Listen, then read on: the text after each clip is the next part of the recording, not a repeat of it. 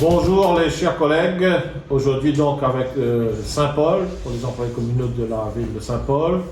On est avec Dominique Pecci, tu connais déjà, notre secrétaire de section à Saint-Paul. Nous va parler de 3 thèmes, la question des CDD, des soucis pour les employés en CDD dans cette collectivité, la question de l'organigramme, le fonctionnement général de la commune, les dossiers y avancent pas, et le pouvoir d'achat des employés communaux. Effectivement, depuis le contrat défini le 31 août, c'est-à-dire aujourd'hui même, malheureusement, on a gagné un contrat de soit 3 mois jusqu'à décembre, ou sinon on a un peu la gagné 6 mois seulement, jusqu'à février. Donc du coup, nous trouvons ça pas trop normal, parce que comment aujourd'hui, des personnes qui ont fait 2-3 années, là, on a personne qui fait 2 ans, on a personne qui fait 3 ans, on a personne qui fait 4 ans, aujourd'hui ces personnes-là, ils retrouvent des contrats qui finissent en décembre. C'est ça.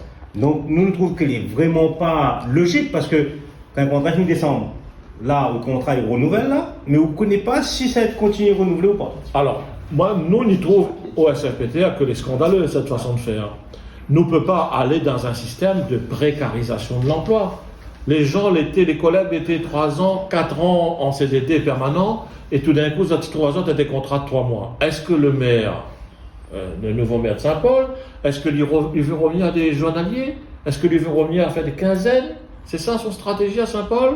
Moi, j'ai entendu dire que c'est des gens qui veulent plutôt le progrès social.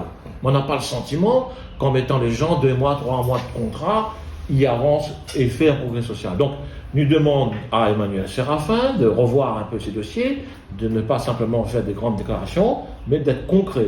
Il n'est pas normal que des gens étaient en CDD depuis 3-4 ans, qu'on ait besoin de services publics, que les remercier. Ce n'est pas normal. Nous sommes d'autant plus inquiets que Zatikone, notre syndicat, le représente également à la région.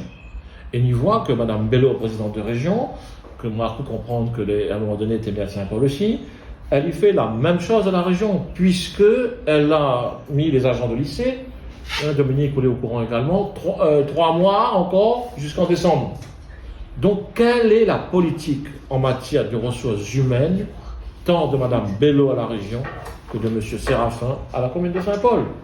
Il faut traduire dans les actes les discours politiques qu'on a tenus pendant 40 ans. Non, comme nous l'a dit effectivement, dernière fois que nous le rencontrons à nous parlons déjà de l'organigramme de Saint-Paul.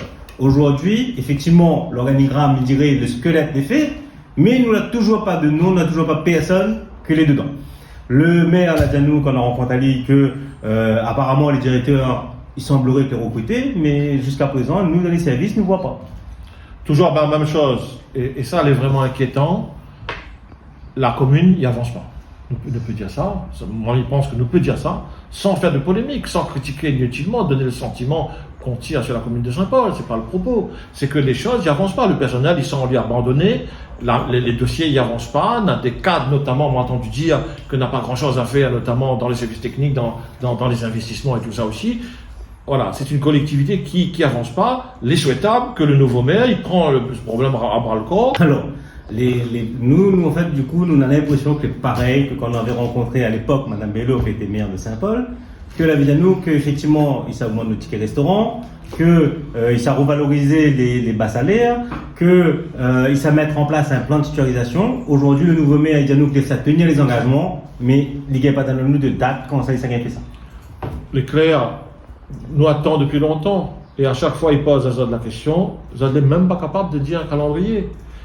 Il ne faut pas prendre les gens plus bêtes que ce qu'il est. Lorsque un élu n'est pas capable de dire un calendrier, c'est qu'il est en train de raconter aux histoires.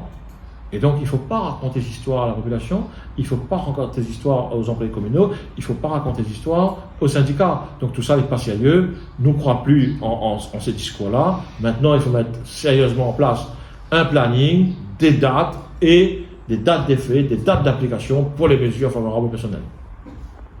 Merci à tous.